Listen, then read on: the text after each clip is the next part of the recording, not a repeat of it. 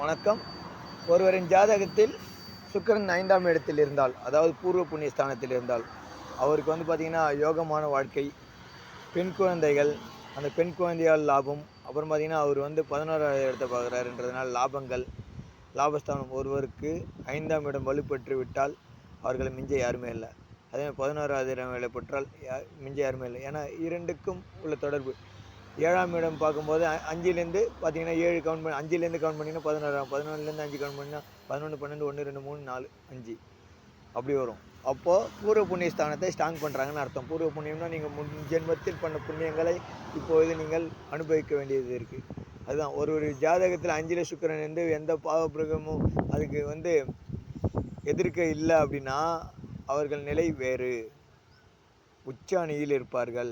IAS, IPS அந்த மாதிரி இருக்கிறவங்களுக்கெல்லாம் பார்த்தீங்கன்னா ஜாதகம் அந்த மாதிரி தான் இருக்கும். நன்றி, வணக்கம். நம்ம சேனலை லைக் பண்ணுங்கள், கமெண்ட் பண்ணுங்கள், சப்போர்ட் பண்ணுங்கள். நன்றி, வணக்கம்.